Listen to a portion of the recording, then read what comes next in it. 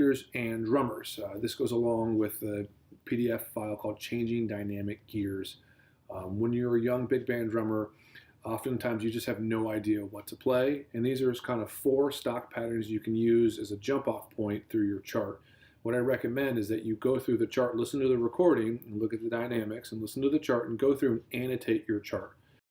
So the most commonly used patterns are number 2, 3, and 4.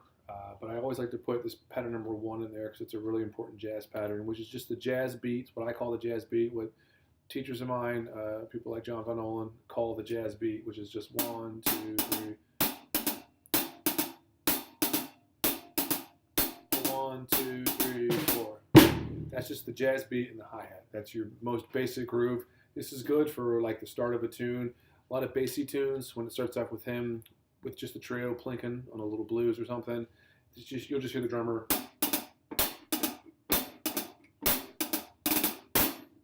Right, just hi-hat. 1A, also for quiet parts, it's just the jazz beat with hi-hat 2 and 4. 1, 2, 3, 4.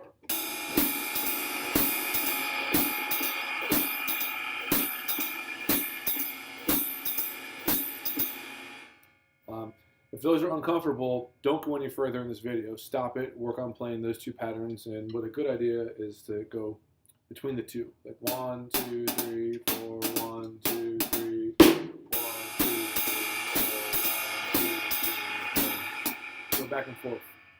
If you're comfortable, let's talk about number 2. This is a pattern you'll probably use kind of like the second most. This is for mezzo piano, for piano, start of a quiet solo. I use a metaphor of like a butter in a pan. So it's like cold butter in a pan. You're not deep frying, you're not sizzling, it's just cold butter in the pan. And that sounds like this. 1, 2, 3, 4.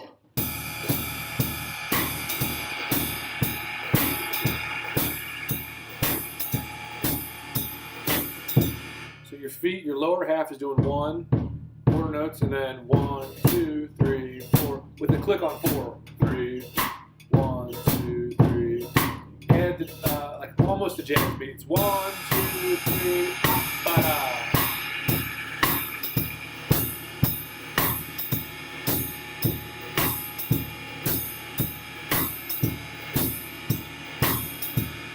I think it helps to add a little bit of an accent, like a real tiny accent on 2 and 4. 1, 2, 3, 4, 1, 2. This works at all tempos. 1, 2, 3, 4.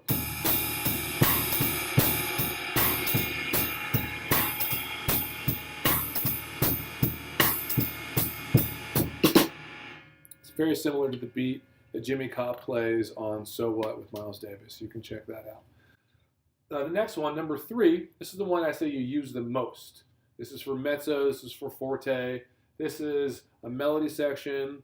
The whole ensemble's playing. You want a good jazz groove, not quite a shuffle.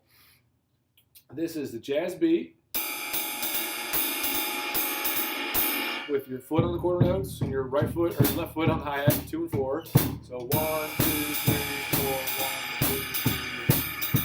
And this is just a kind of a just easy jazz beat. Snare drum's quieter. The most important part of the mix is the ride. So you're going to go 1, 2, number 3.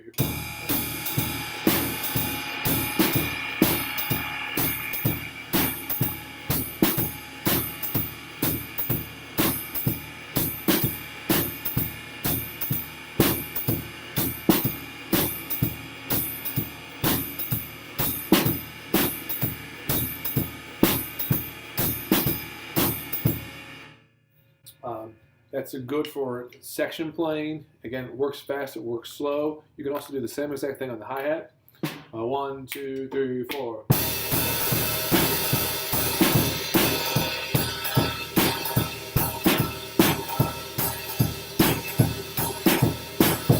right. So number 4, this is your least used. This is the loudest beat. This is for like a backbeat or a shout chorus. Full volume, and my metaphor on this one is like you're deep frying, butter sizzling, deep frying in the pan. So jazz beat in the right hand, bass drum, 1, 2, 3, 4, hi-hat, 2, 3, 4, 1. And we're going to play a little louder on the bass drum and a little louder on the cymbal.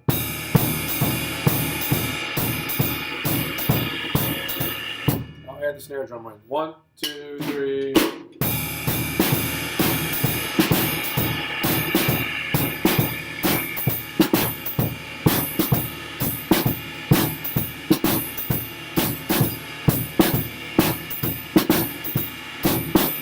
A little quieter. 1, 2, 3, 4.